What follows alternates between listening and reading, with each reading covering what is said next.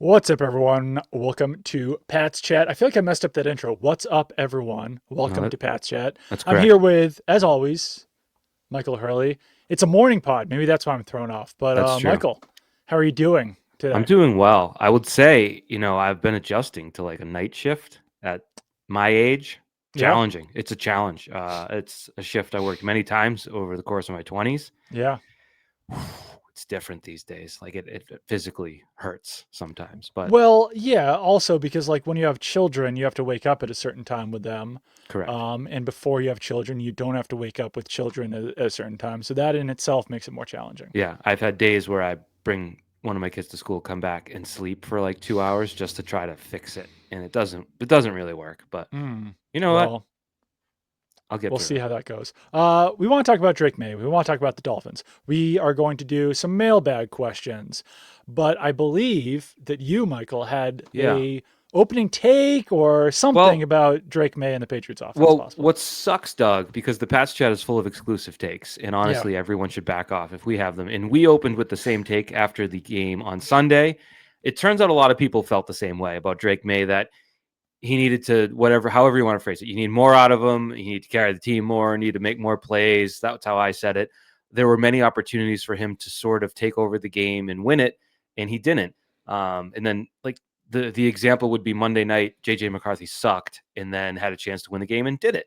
he did it. Um, Yeah. really brutal fashion. But anyways, I think I saw a lot of reaction, not really to us, but maybe just generally to that feeling that's permeated Boston sports media, whatever you want to call it, that Drake Hmm. May should have done more. And a lot of people, I would say, the reaction could be summarized as, well, he's only in his second year. I mean, you want him to carry the team. He's only played 40 games. He's still new to the game. He didn't play 50 games in college like Jaden Daniels. Uh, it's a new system, blah, blah, blah. My feeling wasn't for him to be Josh Allen or Lamar Jackson. Right. Yeah. I thought I would have liked to see him look like Drake May from last year, and he didn't. And that's where I think the take or the observation originated from. It's like that guy playing right now doesn't look like the guy I saw play last year. And I know last year's guy had flaws, Hmm. but if this is what they want him to be, and I think ultimately it's led me down a path of concern, maybe raised eyebrow more than concern, Hmm. that if that's the quarterback that Mike Vrabel wants for his team, that's not good for Drake May or the Patriots, because now this one's in the incubator. This one that's the closing on that. I don't know if you have anything to say on that, because I have an incubation period thought that I'm keeping an eye on. No, I mean, I still do think it's completely fair to say that you like we were expecting more out of Drake May in week one. And I agree that like especially from a mobility perspective, he did not look like the same player that he did last year. But I also think that from some people, there's a sense that Drake May was better than he was last year. Drake May obviously showed spurts of potential last year, and it was exciting to see him. But like, he also turned over the ball in almost every single start that he had. Even like his best starts, he still had interceptions. So I don't want to see this like perfect performance from front to end just because like I don't think that's realistic right now at this point. But I do want to see a complete performance from him where, yeah, he can take over a game at the end because like, yeah, JJ McCarthy did not play perfect in that game for the Vikings against the Bears, but that scrambling touchdown at the end of the game was him putting that game on his shoulders and scoring a touchdown when it mattered. He threw touchdown passes when it mattered. And that's not to say that Drake May can't do that, but like, obviously, we saw for years and years and years when a quarterback can take over a game and come in the clutch and everything like that. And it's just simply not something that we've specifically seen consistently from Drake May. So I think it's fair to say that. I also wrote a mailbag the other day, and the Brag. headline was like, it we shouldn't panic about Drake May. It's Yeah. been 1 week, as the Bare Naked Ladies once famously sang. Mm-mm, mm-mm. Um, and It's been. it's been 1 week of Drake May's second season. And like, I also don't want to say like, oh, well, it took Josh Allen until year 3 when he became Josh Allen, because that's not a usual progression for a quarterback. Well, And Josh Allen also played better in the second half of that season. it took So him like until month 2 of year 2. right, I don't want to like keep pushing the Yeah. deadline forward and forward and forward and be like, no, we have to wait until year 3. No, we have to wait until like month 2 of year 3. I want to see it at some point this season. I want to see it early. And that's not to say that the Patriots will like cut Drake Maye or trade him or anything like that if that doesn't happen this year. But this team will only be as good as Drake Maye is. So the better that Drake Maye can get earlier, the better it is for this team. Yeah.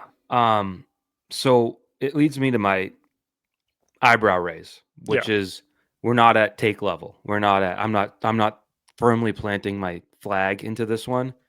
But when Mike Vrabel was the head coach of the Tennessee Titans and they had their most success, Right. who was their quarterback? Ryan Tannehill. How would you describe his role in an offense that was heavily carried by Derrick Henry? Yeah, I mean, he was more of a game manager type quarterback. Don't screw it up. Don't lose us this game.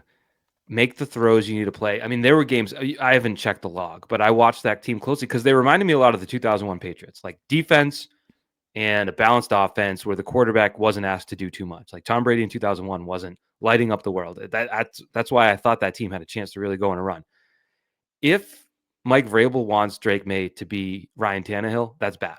That's not good. You have the number 3 overall pick with more talent, with more ability. He's not a converted wide receiver from Texas A&M. Is that right? Is that where Yeah, we're Texas Tannehill? A&M. Yeah. Just not the guy you want your quarterback to be. I don't know that Mike Vrabel wants that. I'm just a Right. little bit concerned. And then the other half of that, I know the offensive play caller anywhere is always going to get killed and crushed.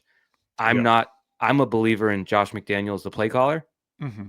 I would be concerned if he is overly involved in the hyper management of Drake Maye, because I don't know that having been Tom Brady's offensive coordinator makes you a quarterback whisperer or quarterback guru just because you happen to be there when Tom Brady rose to prominence while Tom Brady had a quarterback coach in Tom House the whole time. Right. Like he wasn't going to Josh McDaniels for his footwork, Yeah. for a lot of things. Josh McDaniels was a good play caller who definitely Tom Brady benefited from Josh McDaniels a little bit.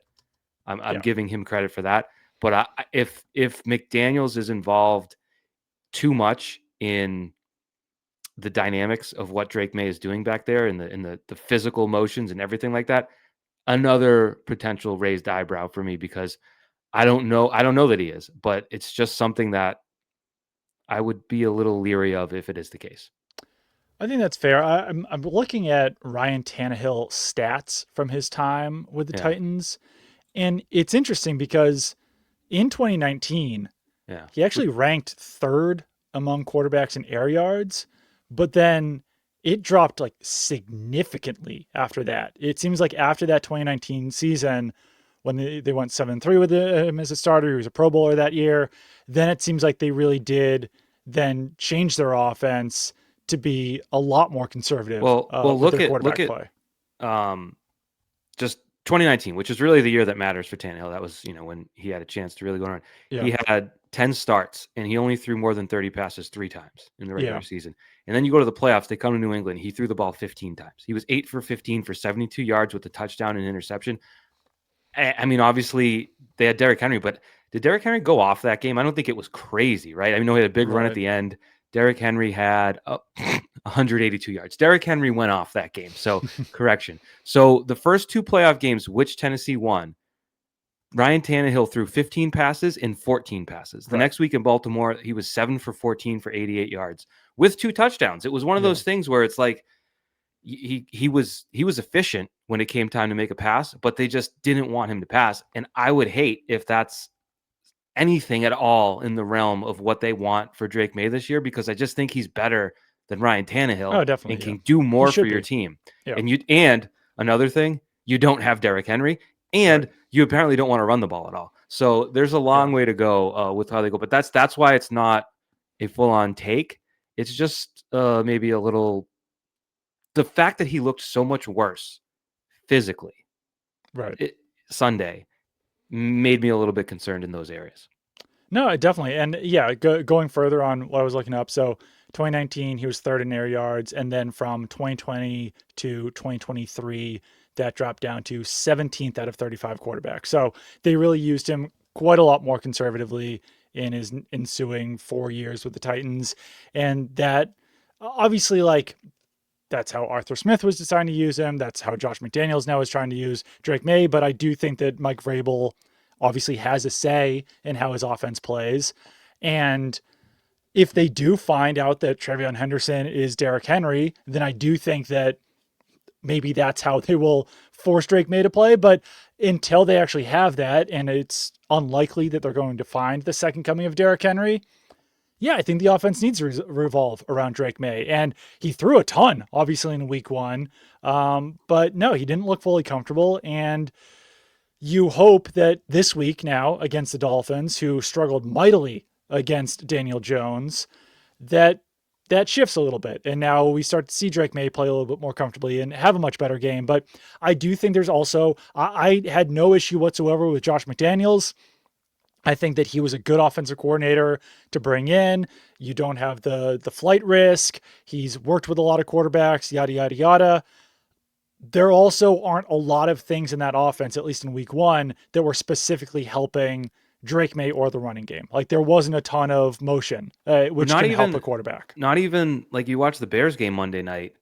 Caleb Williams looked dynamite for a couple series because of the scripted plays and because of things they Right. clearly worked on all summer.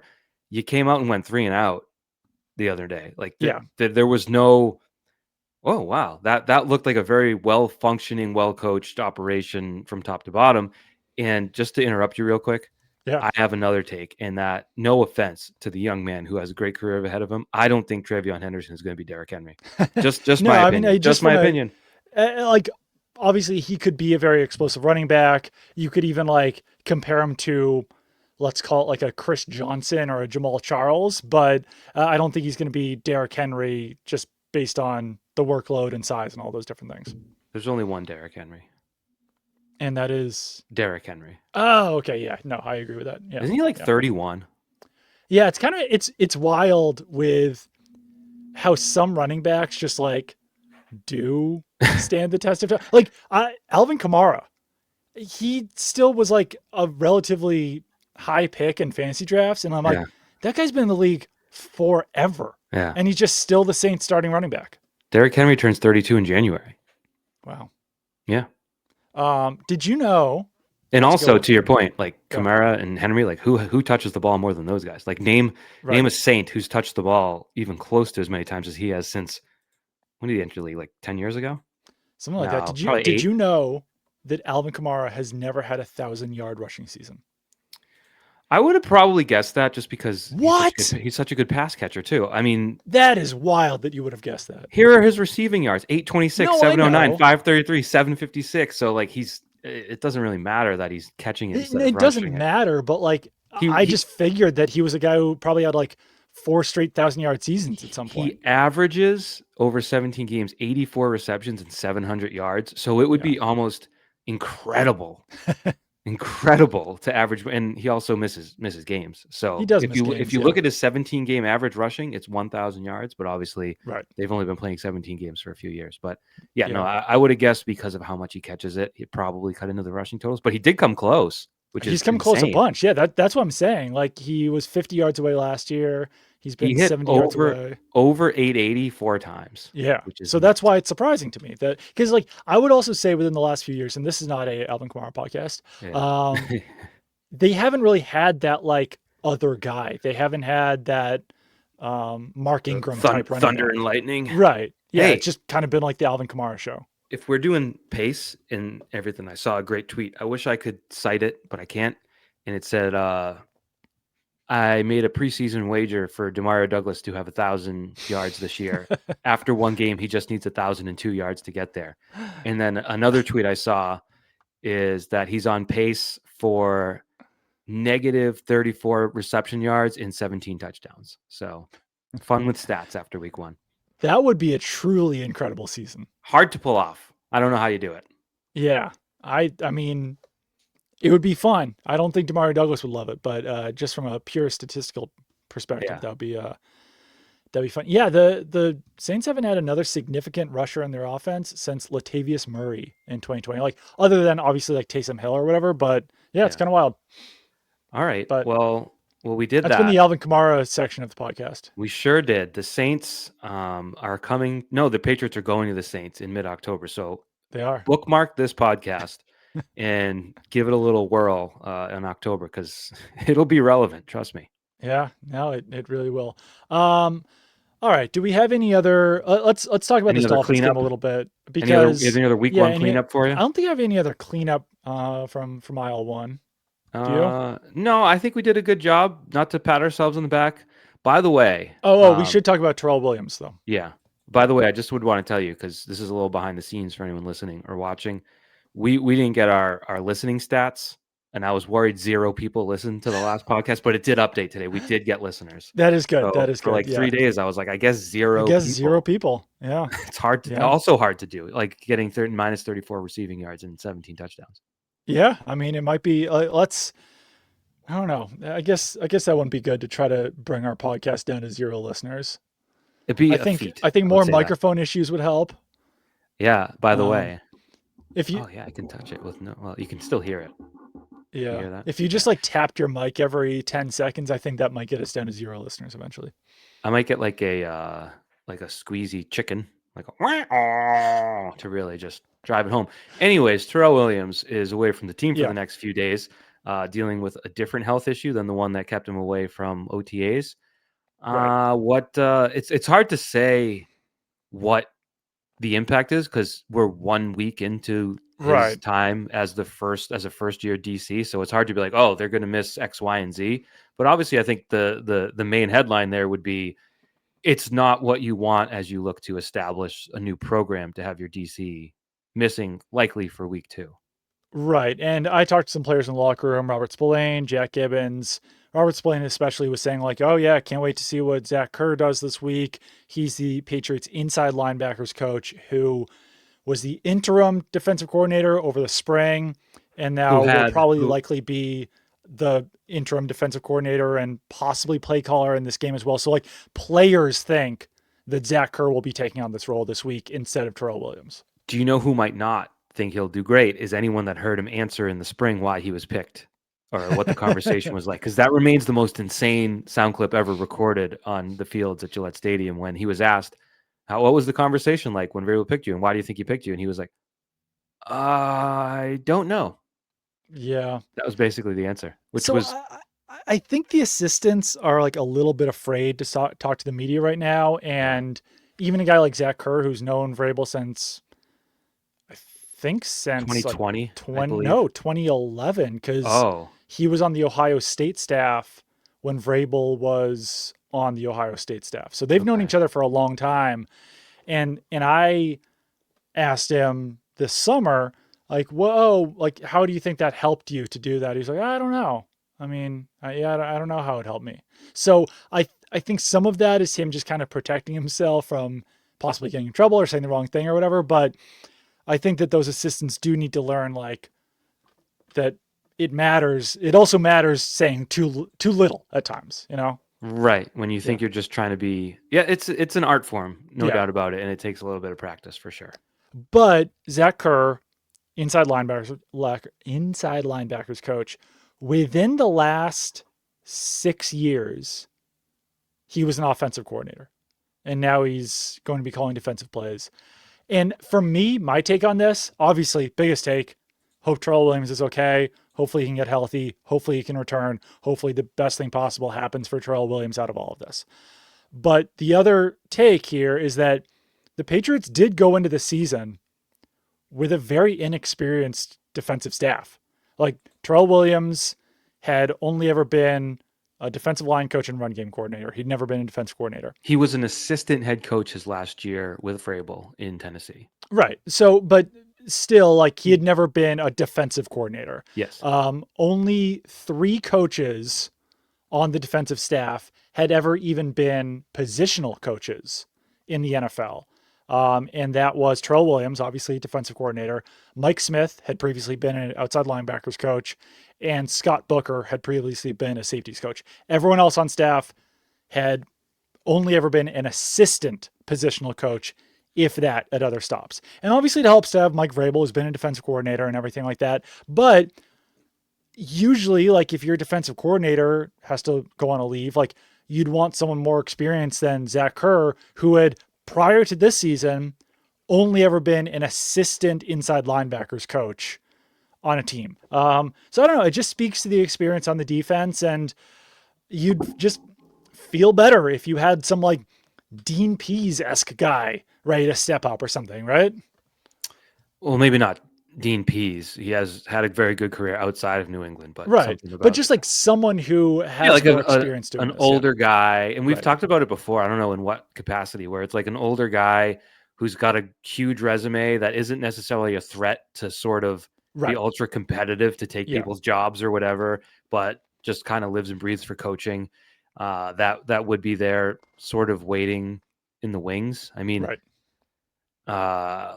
like they have Ben McAdoo, but like the opposite of that.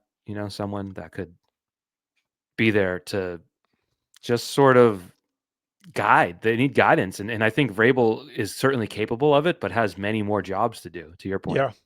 No, or it's maybe it's that's my definitely own true. point. And I mean, so the other thing here too is that yes, like Vrabel does have other jobs to do. Fortunately, he does have a very experienced offensive staff, even beyond Josh McDaniels, who's been a head coach and offensive coordinator for a number of years, like Doug Moreau and Todd Downing. So, like, there is part of him that could just be like, you guys handle the offense right now.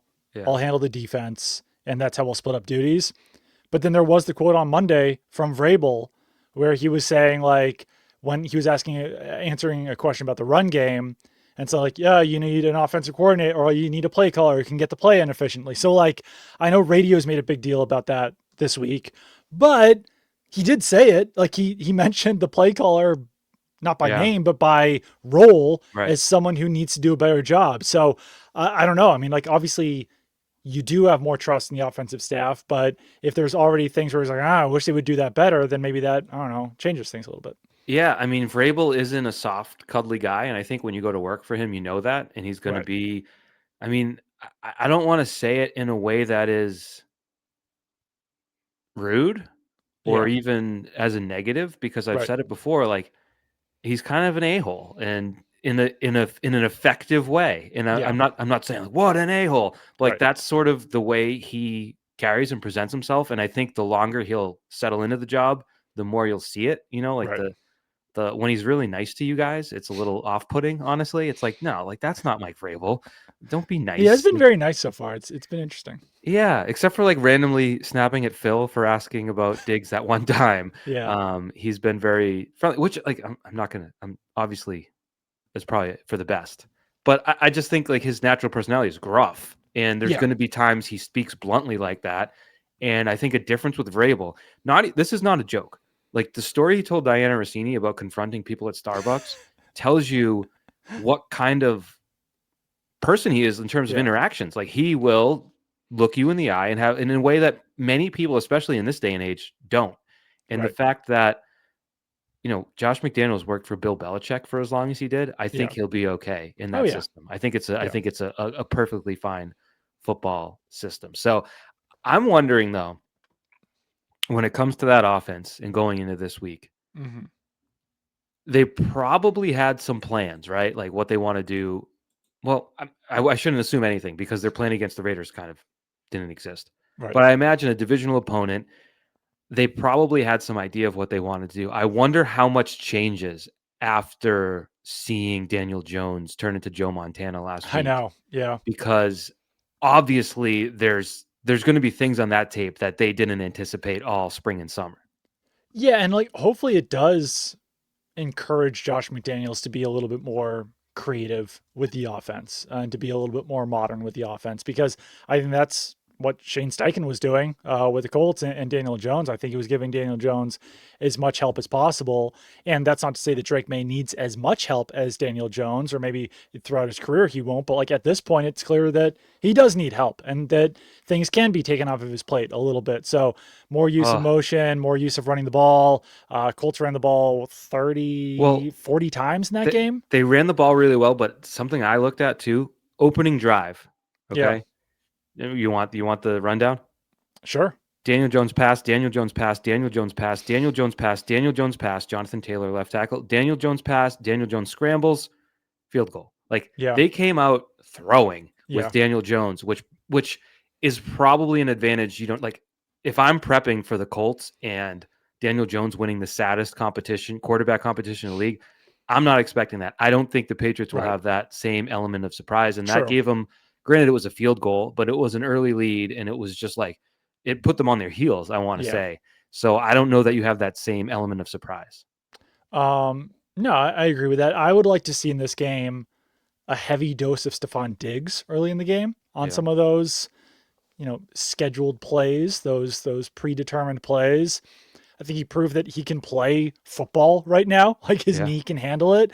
He said it was good to get hit. He doesn't usually like to get hit as a wide receiver, but it was good to get hit in that game. So I think that week 1 was proof that he can actually do this. And now in Mhm. week 2, I think you give them a heavy dose of that early on, try to get him involved with some of those, with a script, Yeah. and then see where it goes from there. But like, I want the opening script to be creative and explosive, and I want them to actually be able to march down the field and get some points, whether I, it's on a touchdown or a field goal early in this game on the first drive.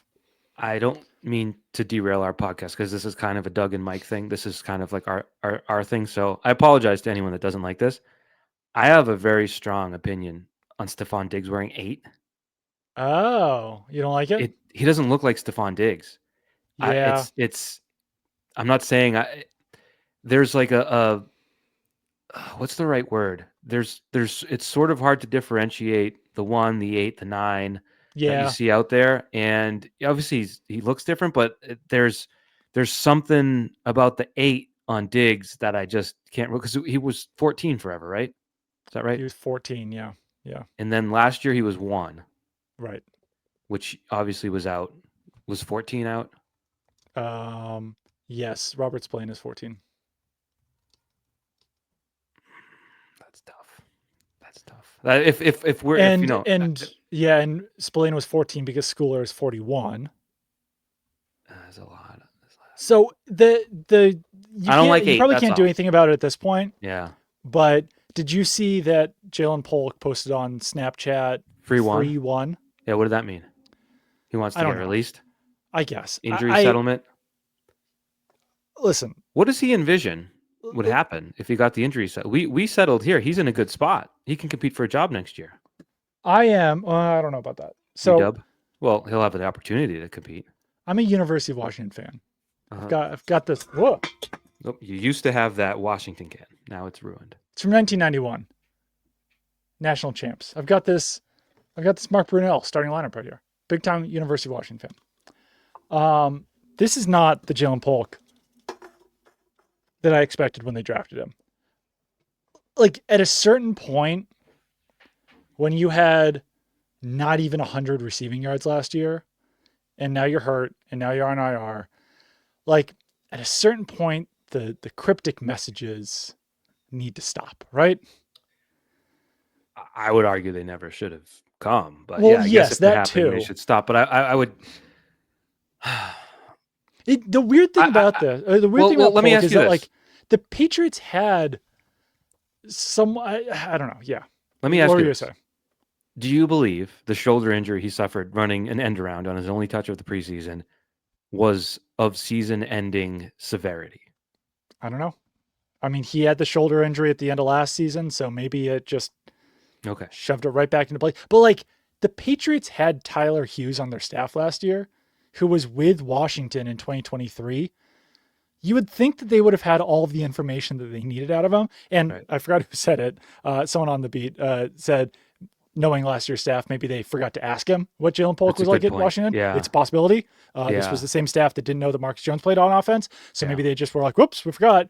But I don't know. Just like I thought that he was going to come in as like a team leader, mature, everything like that. And not to derail this podcast with Jalen Polk, but it ties into your conversation about the numbers. Like, I don't know, at a certain point, like free one, like you don't want to just like give him what he wants, but it's kind of like, you want to be cut? Really? You want to be cut? Yeah. Okay, sure. Like, I don't know. Free up Yeah. number 1 for Stephon Diggs. Like, I don't know. It's I don't know. I Well, don't. yeah, this is not about the number, No. but that would be an offshoot. I do Right. think you can't change it. When it comes to this game, Yeah.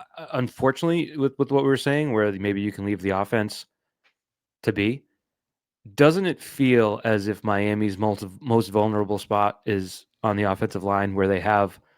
Sorry, I'm trying to find the guy's name that they put in at right tackle. It's kind of like a funny name that makes you say, "Oh, that guy's playing right tackle for the Dolphins." Larry Borum. Larry. Oh, Borum. I thought it was Broom. I thought it was Larry Broom. But anyways, you've got a replacement right tackle. They're signing Cole Strange on Yeah. merit, not on I thought you were about to do a joke about like, I can't find the guy's name. He might play right guard this year.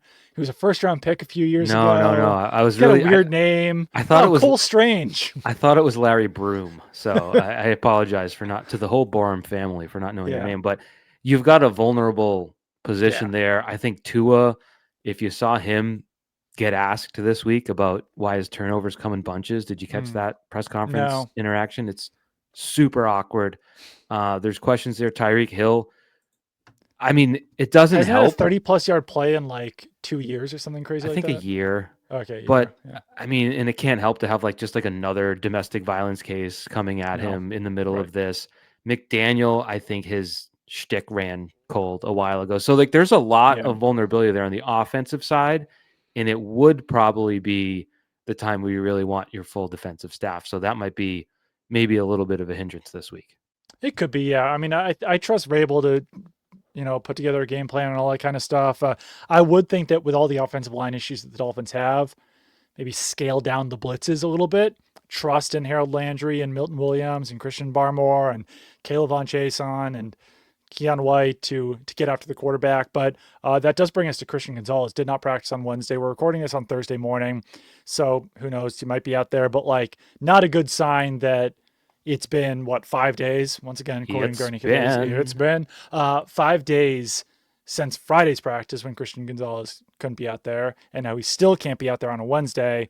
It would be somewhat shocking if, like, on a Thursday and Friday, he's like, oh, I'm good and I'm going to play. So I probably have a planning for another week without Christian Gonzalez. I have an assignment for you, Mr. Uh-oh. Mr. Writer Boy, Mr. Beat Boy, Yep. Mr. Give I me the beat need boys.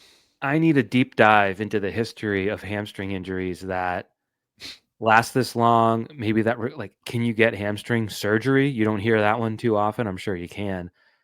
I don't know where you're at. If you can't, I mean, July Right. 28th was a long time ago. We're talking 6.5 weeks, Yeah. and it's a very big muscle, and it does a good job of healing itself pretty well. So Right. it's if he does not practice this week and play this week, you're in this territory where it's sort of, I don't want to say unheard of, but Right. there's the short end expectations, the long end expectations, and Yeah. then there's this. Right. And Because this it's didn't feel pushing like it him. was like a grade 3 hamstring. It didn't feel like it was like a tear at the time. So I guess they're all tears to some extent, but Well, yeah. I don't know. Like it's a bizarre situation. I still don't think there's anything like nefarious going on or anything like that.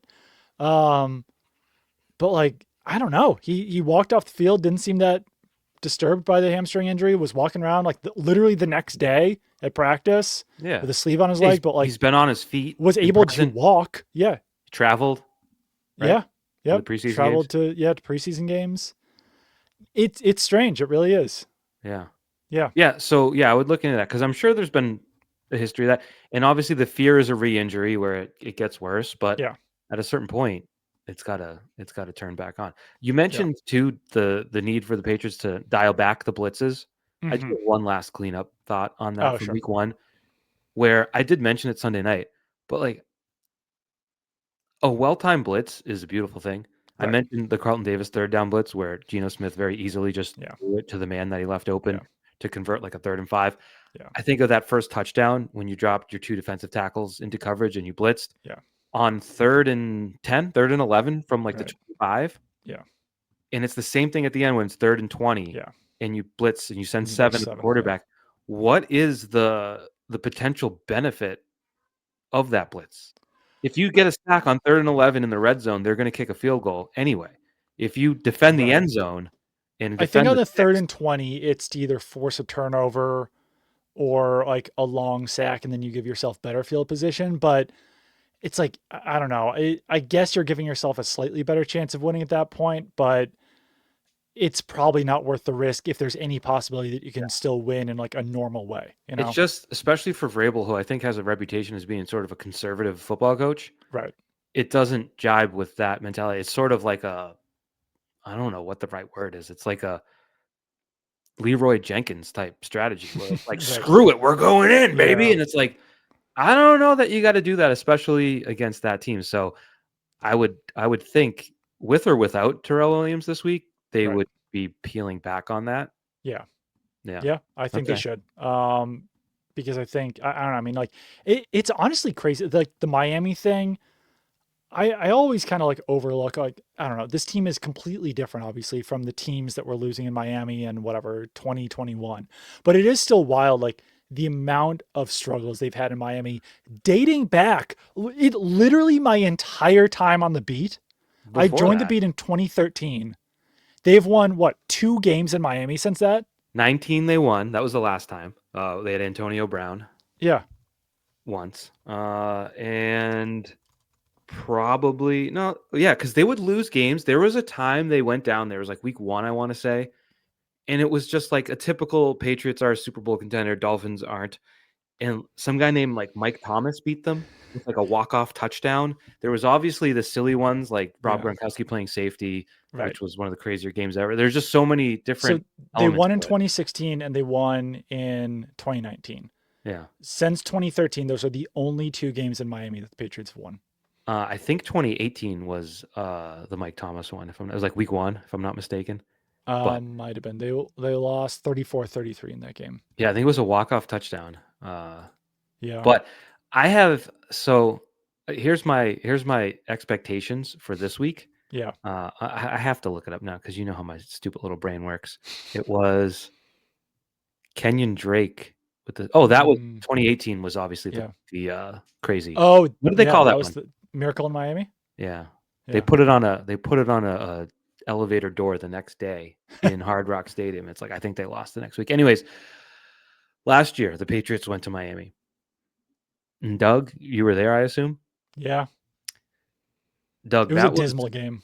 that was arguably the worst football game I've ever had to sit through, and I've had to sit through a lot. That game, I beforehand I brought my daughter to a birthday party at Build-A-Bear Workshop at the Burlington Mall, Nice. and around halftime, my wife was going to pick her up. I was like, "I'll just get her." She's like, "Don't you have to watch the game?" I'm like, "I'm going to pause it on DVR, Yeah.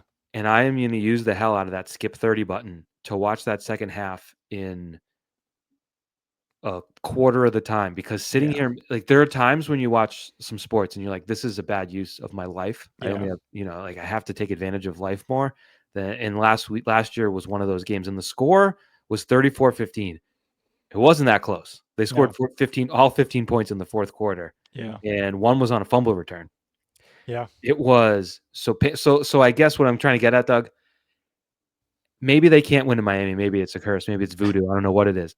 They've got to play better than that, because that would be the way that everyone felt like week 1 was a gut punch. If they go down there and stink, Yeah. oh, it's going to be It's going to be ugly. chaos. The Yeah. next week, like there, you'll start to lose some interest in this team, I would say. Yeah. Yeah. There was big Not to the interest same last week. degree that it was in 2024.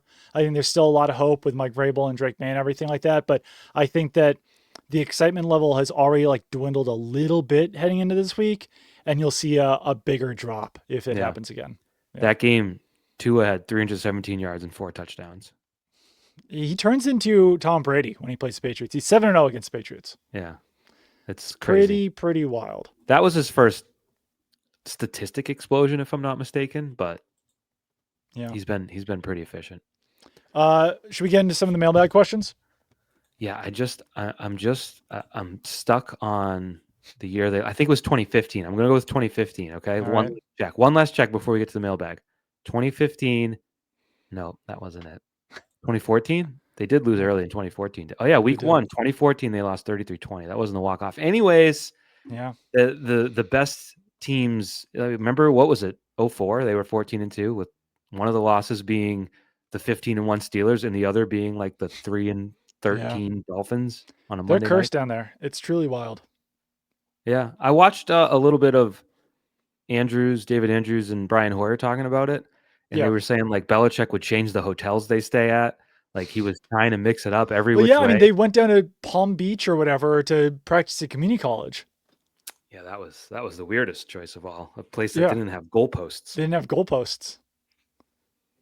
Well, it did have an airport nearby. True. Very true. It's Were you important. there for that No, I spectacle? wasn't. No, that It was one seemed of the like years one of that the I was. weirdest just NFL. It was like the facilities they used was like it was like West Palm Community or I something. mean, it makes some sense because like obviously college programs and high school programs are using their fields. So you Yeah, have to find a field where there's not a college football team. right. But still, like they had to like ship in goalpost. It was wild. Yeah. Like yeah, netting goalposts. It was just Yeah. nuts. They didn't Yeah. win that week. I'm just Yeah. They gonna didn't work. no. So that's why we're not in West Palm Beach this week. It's too bad for you. I know. Well, it's a little hot. True. All right, Weather's mailbag. been nice in New England. I'll take this over 9 degrees in That's Miami. true. Shorts and sweatshirt mornings Yeah. It's doesn't get great. better than that. It's literally what I wore to drive Olivia to school, shorts and a sweatshirt. All right, first question. Do you think we will be seeing, this is from NEP, Bob Ryan 1978, not the Bob Ryan. Do you think we will be seeing more Kyle Williams and Efton Chisholm instead of guys like Matt Collins? If not this week, how long will it take for a spark plug like Chisholm to not be a healthy scratch? I have seen a lot from like Patriots fan accounts being like, gotta get Kyle Williams on the field, gotta get Kyle Williams on the field.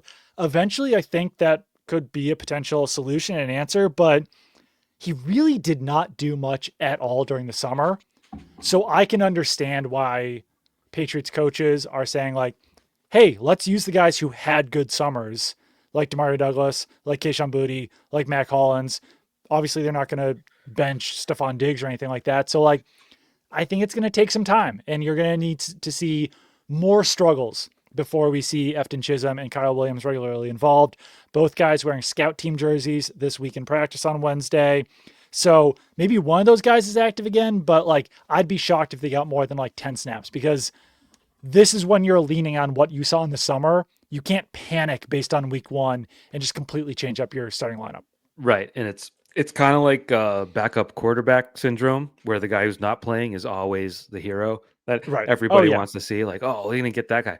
I mean, Mac Hollins, I know, has been sort of the target of many fans' scorn as soon as he Yeah. came along, but he's also a guy who has what 113 games of NFL playing experience Right. that you kind of need out there. Where, like, look, Efton Chisholm had a great summer and Yeah. made the team, which is an accomplishment, Right. but being a regular contributor at the NFL level is a different story. And you brought up a good point. Remember, was it the first day of pads that Kyle Williams beat Christian Gonzalez with like a nice catch on the sidelines? It was like, Yeah. oh, Kyle Williams. That was literally the last time anyone heard him do anything. Right. And yeah, it was so early in camp. He didn't have that upward trajectory during camp the way that honestly Efton Chisholm did. Like Efton Chisholm improved as camp went along. Kyle Williams didn't necessarily do that. And as we know now, Gonzalez might have been hurt that day It's because we true. haven't seen him since. So It's very true. Alexander the Average. Why does Josh McDaniels try to force every QB to be a screen heavy passer? The Patriots offense looked great when they let Maye rip it, but Josh would kill drives with BS screens that go nowhere. Why? This is a team that uses screens very often for a team that like is not very effective on screens. I can understand trying to get TreVeyon Henderson going on screens, but like this is one of those things where like you must see in practice that there's something wrong with the screen game that I wouldn't necessarily rely on it that heavily until you actually start to see some success out of the screens. and if you want to get TreVeyon Henderson going and you want to maybe help the left side of your line, which involves two rookies, I mean, David Andrews, I heard him say it on the radio the other day. Like, run blocking's easier. Run blocking is like Right. you have to lay out what your responsibilities are. Run blocking, pass blocking, screen game. Run blocking is an easier assignment where you know what you're doing. You're going downhill and you block your man. Yeah. It kind of ties into that where I think a screen is like sort of a cheap way to run the ball Yeah. when you could simply try to run the ball instead. Just run the ball. Right. Brett Knight, the need for an alpha pass catching option remains, in my opinion, but I also believe nothing matters unless the O line is good. What's your biggest wish list for next draft? I'm not ready to talk about next draft yet, except to say that like Right now, it still seems like there's not going to be that premier like top 10 wide receiver option in the draft, which obviously isn't ideal. But my big take here is that week one, I'm not ready to panic about Stephon Diggs or any of the wide receivers or anything like that. But it did show me that like to get that premier wide receiver, you need to like really swing for the fences and take a risk. By like if you're gonna get the veteran, like you need to trade like 2 first round picks for it. And you need to just like eat that and do it because you're not gonna find him in free agency. And like you can find that wide receiver in the second round of the draft. Like we saw that with AJ Brown, Mhm. but you have to take so many swings until it hits that like if you truly want a game changing pass catcher, you probably do just need to trade for one. And I don't know if the Patriots are ready to do that. I don't know if they'll ever be ready to do that. But like those top tier pass catching options truly do not just like grow on trees. You have to work to get them. Yeah. Yeah. I mean, what did the Bills give up for Diggs when they got him? Right. It Yeah. was a big package. What did the Dolphins give up for Tyreek Hill? It was Yep. massive. You got to give up the picks and the money. But I Yeah. do think you have to be in position to really be contending for that to be relevant. It would be stupid to do it otherwise. You Like do, but not you're also not going to be in position to be contending until you get that guy. So I right. don't But know. It's tough. let's say you got AJ Brown this year. Are you looking at 9 wins and maybe a playoff win? Like you're not looking at a It's full true. Yeah. Super Bowl run, and it's hard Right. to justify all that. I will Yeah. say You got to build up the depth first. who asked that question? What was the name? Brett Knight. So I would agree mostly with Brett Knight. He got somewhere in the middle there, said, but nothing matters, or I believe nothing matters. Unless the O line No, is no, no, good. Yeah. stop it there. I believe nothing You matters. just I believe that mean, nothing yeah. matters. But you know what? Let's not be so foolish because who right now is tied for 7th in the NFL in receiving yards? Mr. Keyshawn Booty. Kayshon Boutte, one of 6 wide receivers I to like record Keyshawn over Booty a 100 lot. yards. I really do. It's an interesting story. Like, Yep. could be, you brought it up, his 5-star recruit, Yep. wore 7 at LSU. Is Yep. that what you said? Yep. It's a big deal. Big deal. I mean, Will Campbell technically did last year. Yeah. He wore 66, but he had like the number 7 on his helmet or whatever. Yeah. But anyways, you look at the top of the league last year. If we were to look at draft position, should we just do it? I mean, we'll do a top of our dome. Ready? Yeah. Jamar Chase, pretty high draft pick. Yeah. Jefferson, pretty high draft pick. Brian Thomas Jr. He was 23rd. So Well, Jefferson was also in the 20s, but first round pick. Yeah. Drake London, Top 15 pick, top 10 pick. Yeah. was Amon Ra's 2nd-round pick? Oh, he's a 4th-round fifth pick. round pick. Fourth round. Yeah. Yeah. So you got that. But he's also like a slot receiver, which is a little bit different. But Sure. yeah. Jerry Jeudy was a 1st-round pick. Malik Neighbors was a 1st-round pick. CeeDee Lamb was number 17. So you can get him middle-ish. Lad McConkey was a later round pick. So 2nd round. you can get, Early second. you know what I meant? Like the Patriots could draft him, but Right. Yeah. they made their choice. No, but like you can yeah. find good wide receivers in the 20s in the first round. Yeah. You just have to take the right guy. So yeah, I guess that's the challenge they have, and they had the chance to go high second this year and went TreVeyon Henderson, which I think surprised us, but I think was probably a smart decision given what the player looks like at this level. Depends on how he looks for the rest of the season, though, because obviously he wasn't and how they use him, because that is one big thing. So like, I need to see TreVeyon Henderson more in this game. Sure. Yeah. I split the snaps with Ramondre Stevenson. I don't know. Yeah. M. Thor asked, will we run the ball more than 12 times against Miami? They better. Yeah. And I want TreVeyon Henderson to run the ball 12 times against Miami. Yeah. Did you just say split snaps? Yeah. I would agree with that. I think that's where you need to start. That needs to be the basis of your offense. And poor like Antonio Gibson is sort of the loser in that scenario.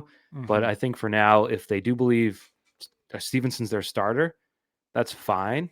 Yeah. But it's got to be more than that. And again, last week, you don't want to take week 1 results too much, but just I mean, you don't have Jonathan Taylor either.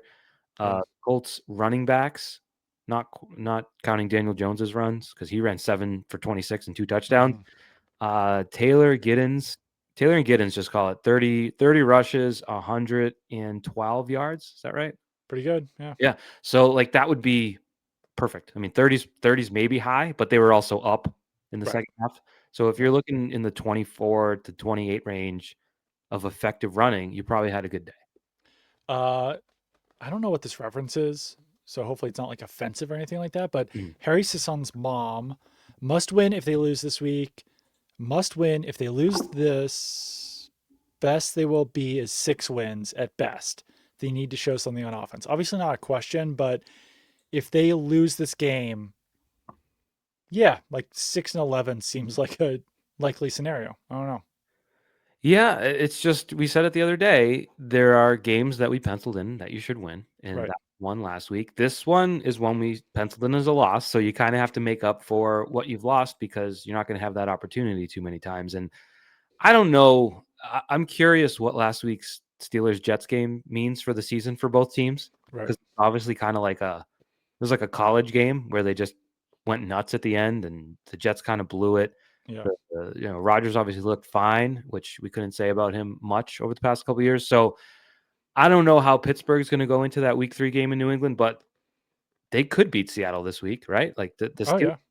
could beat the Seahawks this week and be 2-0 coming Yeah. into New England. You really don't want to be 0-2 in that scenario. No, definitely not. It would really throw things off. I think if you're the Patriots, you need to get through September at 2-2.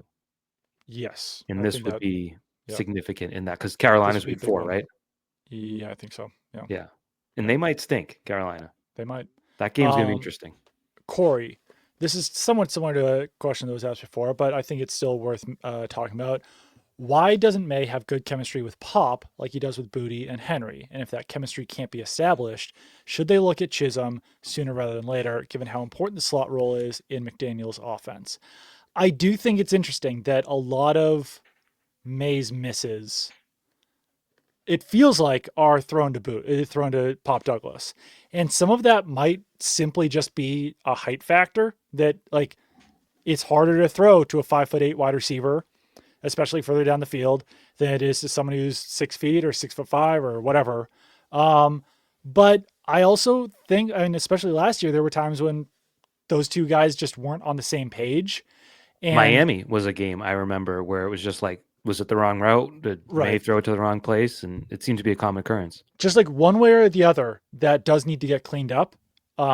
Because if anyone is not going to be happy about that, it would be Josh McDaniels. I don't think he is particularly pleased when wide receivers and quarterbacks aren't on the same page. So whether it's a Drake May thing or a Pop Douglas thing, like, that does need to be cleaned up. And if it's not, and if it is more of a Pop Douglas thing, like, Stephon Diggs can play in the slot, Matt Collins can play in the slot, and Efton Chisholm obviously can play in the slot. So there are some options on offense.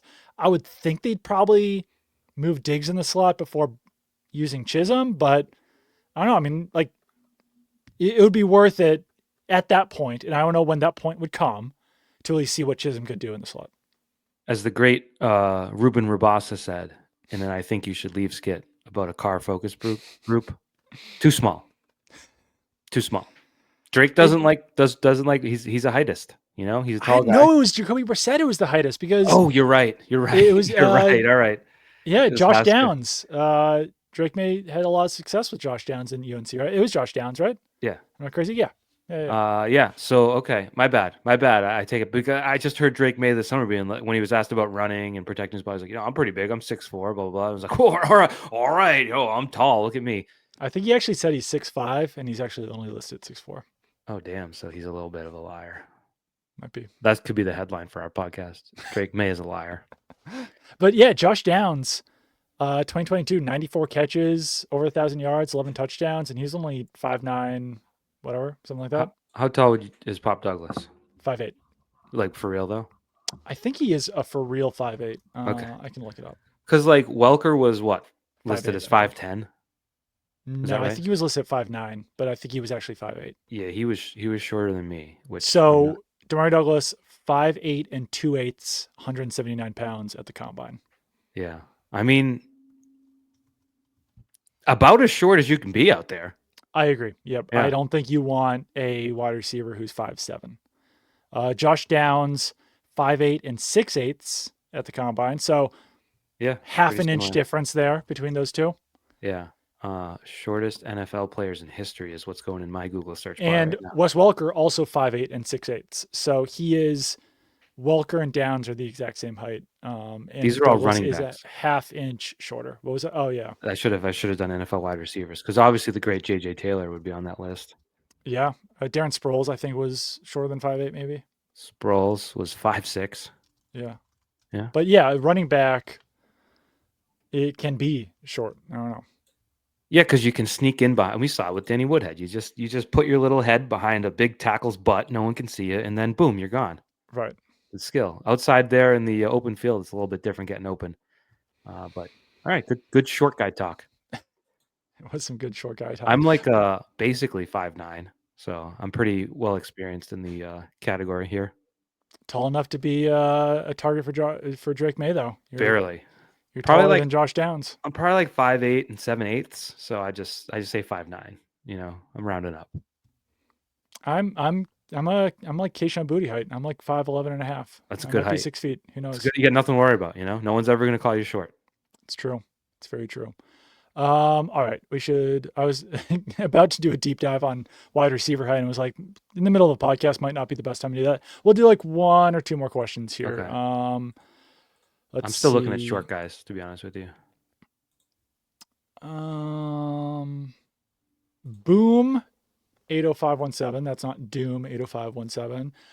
What did you see in the way of Josh evolving his scheme to adapt to Drake? Anything on Sunday? Also, how big of a factor do you think Patrick Graham played in shutting the Pats down in the second half? In other words, was that one of the bigger schematic disadvantages we'll face? Tailoring the offense to May, I didn't see a lot of it in this game. I think we saw like one designed run in the game, And it something like stunk. that. Yeah. Yeah. It was not a good play. And then Graham, I think, Graham and Pete Carroll both played a factor because it really did feel like they mixed up their defense quite a bit in the second half, and it feels like that threw off the Patriots. And Patrick Graham having as much experience as he does working with Josh McDaniels, I'm sure played a factor there. Yeah, he looked so confident. I know you were at the game. I don't know if you ever watched like the TV broadcast. They kept Yeah. showing Patrick Graham on the sideline, and his face was always like, "I friggin' got this!" Like it was so confident the whole time. Yeah. Like how every coach has a different style. Some are yellers, some are just sort of like busy. Some have like their play sheet or whatever. He was just like, he's just waiting for his team to make the play. So Yep. yeah, well coached game. Yeah. It can't hurt Graham having familiarity with what McDaniels likes to do, but I don't know. You know what it's about? It's about Jimmys and Joes, not X's and O's. I just came up with that myself. That's really impressive. I Yeah. don't necessarily agree, but it's Yeah, a me great neither. saying. Yeah. It's just I like Truly, it. I'm a truly. sucker for a good rhyme. Let's see. I think there was one more in here. This isn't so much a question. Yeah, so KJ, last one here. Doug, when a QB is developing, should he show signs of growth after 12 plus starts? And should a QB who has turned the ball over as much as Drake Maye, when does this become a reality for his outlook? So this is like where I'm like, let's not panic yet. Like 12 games, obviously not enough to determine an NFL quarterback's career. That being said, there was an entire offseason that we have already said we expected more growth, and there hasn't been at this point. So that's why I'm like, I want to see it. I want to see the growth before we assume the growth is going to be there. But I still, and it's what we started with. I don't think, call me crazy, I don't think You're crazy. between January of 2025 and September of 2025, Drake Maye got less athletic. I don't No, think he obviously got not. No, but slower. he got I more. think Yeah. I think I watch him on Sunday and I see a guy trying to process all of the things being coached into him. Right. Certainly some of it will help because turning the ball over, being reckless can't hurt. But and even just pocket awareness, like the strip sack, I think is one where a subtle little shift up the pocket avoids all trouble. So there's certainly things that he's going to need. I'm not saying he's a finished product, No. but I don't look at his underwhelming performance Sunday as fully on him. I feel him. I feel like we watched him try to fulfill what the coaches asked him to do in a large part, and that created some of that issue. Obviously, we'll see going forward whether that's the case. Yeah. But he didn't look like the same guy, and I don't think all of the issues you saw last year with careless turnovers, whatever it may be. Yeah. That's not what I saw Sunday. I mean, granted, the pick wasn't good, but I saw a completely different quarterback with no assertiveness. Right. Yeah. No, and I think that part of it is like Mike Vrabel talked a lot this offseason about like, you don't want to take too many hits. You want to protect yourself. Like it really feels like their number one priority is for Drake Maye to not get hurt, which obviously makes sense. Like if they lose Drake Maye and Josh Dobbs is your quarterback, then you're not going anywhere. But Also, if you're not letting Drake May play free, and if you're not letting him like take some risks, then you're also not going to be that good this season. So Yeah. it's a factor. Yeah. I just saw a stat. A stat. Yeah. I can't What is it? believe it. Tell Did me you about it. know there are three quarterbacks? It's kind of a crazy stat that lead the There are NFL. 3 quarterbacks. That's wild. That lead the NFL in passing attempts this year. Uh Do you know who they are? huh. Hint. We were just talking about one of them. Drake May's one of them. Drake May's one of them. Is Aaron Rodgers one of them? Nope. Rodgers only threw 30 passes. Okay. I just knew he had 3 touchdowns, so I figured that Yeah. came on more fast than that. I would assume You should get one. I would say he had a big comeback win in week 1 that required a lot of passing. A lot of people were watching it. It was a big game. It was a big game. Best game Josh Allen? Probably the best game I've ever seen in my life. Yeah, Josh Allen had 46 passes while facing a 15-point deficit in the final minutes of the fourth quarter. And then the other one, Spencer Rattler. Wow. 46 passes, averaging 4.6 yards per attempt. 214 yards on 46 passes. Oh my God. Crazy. Anyways, yeah, you can't. This has come up too with Drake May. Yeah. There's a stat, and during Tom Brady's playing career, it would always pop up from time to time. And it was team's record when the quarterback throws 50 or more times, when the quarterback throws 40 or more times. And every quarterback in history had like a 218 winning percentage, and Tom Brady was like 80. Yeah. And it's like, I don't think they went into that game Sunday saying Drake's going to throw it 46 times, right? Yeah. But he did. Yeah. And the game it wasn't 33-8 the way that the Dolphins game was. It was one possession pretty much the whole time until the fourth quarter. So I didn't count how many throws Drake had on that garbage time drive that led to the field goal at the end. Do you know how many it was? Like 10 probably? Yeah, something like that. Yeah. I'd argue you're probably leaning a little too heavily at that point. So I agree with that. Yeah. So to see, like, can Josh Allen win you a game throwing 46 times? Yup. Can Drake May and Spencer Rattler win you games throwing 46 times? Right. Fortunately, no. Maybe someday, but not right now. So I think that kind of, even if it wasn't the most to be even in that realm, he probably would have had 40 passes if they weren't driving for nothing at the end. Yeah. That's too many. Yeah, you don't win in the NFL with that. No. To put a bow on another conversation we were having, 5'8" and below wide receivers, Cole Beasley is far and away the most historically successful 5'8" or below wide receiver. So Josh Allen didn't have any issues throwing to 5'8" wide receivers, but only one 1,000-yard receiver in NFL history who was 5'8" or below. Richard Johnson. Wait, Welker never had 1,000? Welker, I think we're saying is 5'9" because he's over that 5'8.5". If you're 5'8" and 6'8", you're 5'9". We 5'9"ers that round up don't claim Wes Welker because I don't think he was that tall. I stood next to him. He was. But yeah, Richard Johnson, Cole Beasley, Leo Lewis, Andrew Hawkins. So to tell you about Demario Douglas has the 19th and 27th highest yards in a season by a 5'8" wide receiver or below. So I think that shows you kind of that there hasn't been a lot of success there. If I go up to 5'9", I think that'll change things. Yeah. 5'9" is a legit height. That's what we 5'9"ers say. Welker, Steve Smith, Brett Perriman, Mark Clayton, Mark Duper, a lot of 5'9" wide receivers. So that's kind of like, it feels like that's sort of a threshold though, right? 5'9" is like the minimum. 5'9" is the minimum for a guy to have like multiple 1,000-yard receivers. Yeah, I guess that makes sense. Wes Welker should go to 5'8" then because it gives him a little bit more distinction. It does, but I mean, in the NFL, if you're over the half-inch mark, then they round up. Yeah. So yeah. I Googled the Brady stat. It's such a good stat. NFL quarterbacks throwing 50 or more passes in a game. Marino 5-11, Manning 4-13, Breeze 4-15, Brady 19-10. It's just so funny. It's wild. It really is. It's because it's not like, oh, those guys suck. It's like when you throw 50 times, it's because you're behind and like scrambling to come back. And the Yeah. fact that Brady won so many of those games, I can't get the 40 stat, but I know it's the same thing. Like I think Brady was 69 and 41 when he threw 40 plus passes. So a Yeah. good winning percentage for the best quarterback of all time. It Yeah. tells you throwing 40 or more passes is pretty much, with rare exception, a strategy to lose. Yeah. No, it really is. All right. I think that'll put a bow on this whole podcast. This is something that only you and I care about. Very few of our listeners will care about this.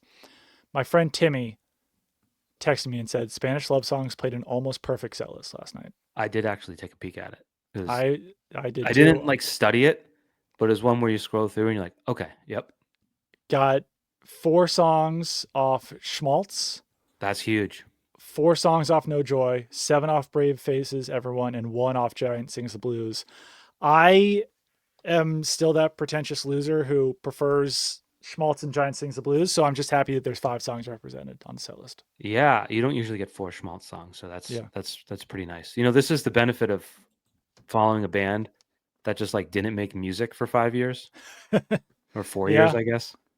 They had a great, I would say Brave Faces Everyone was like their, not their debut album, but it was like their breakthrough album. Right. Yeah. And then you're like, oh man, what's going to be next? And it's like, well, just give it 4.5 years and then you'll get another one, buddy. Right. And yeah, I don't think I've seen them since No Joy came out. A little surprised they're only playing 4 songs off of it, but I like Been a enough. while. I think I like all those songs they're playing off No Joy. Yeah. So it should be interesting. I'll tell you this. I Are was you gonna tell you- going, by the way? The show is on Friday night. Yeah. Okay. I might, unclear right now whether I will be in a walking boot due to an injury suffered playing which sport? Podcasting? No, I braved through that one. I Okay. powered through. I played a sport this week and suffered an injury that cost me my ability to walk. What sport was this middle-aged fatso playing? And I'm guessing baseball, but I'm assuming that your baseball league is over at this point. It's not over. Oh. This injury threatens the baseball. Uh-oh. The injury happened, Doug, while this 39-year-old physical specimen was playing the sport of golf. Wow. Don't know how, don't know when. Walked in. You just hurt yourself without even knowing how. That's impressive. Right. I was Googling if I broke my foot, and it seemed as though that's not, you would know if you broke it generally. Yeah. And I'm like, that makes sense. I don't think I'm that strong. Like I'm pretty brave, but not broken foot. Oh, did I break it? Brave. Right. But yeah, I played this insane course Monday, walked like 9 miles, and then was playing the next day, and like I couldn't stand up anymore. Oh my God. And I think I've narrowed it down to like an ankle tendon that goes into your foot that I might have sprained. It is better today, so I'm thinking tomorrow I won't need it, but it would be a pretty interesting twist on a concert. Be limping around. It's gonna should be interesting. It's gonna be a little embarrassing. We should do a live event. It's gonna be like, because this show's at a college, so they'd be like, "Who's this old guy who can't walk?" I'm gonna be like, "Hey kids, what's up? Where's the party at?" Let's not do that. Okay. All right. This has been fun. We will do another podcast when I'm at a hotel in the Miami area on Sunday night, as long as you can do that. Can you do that?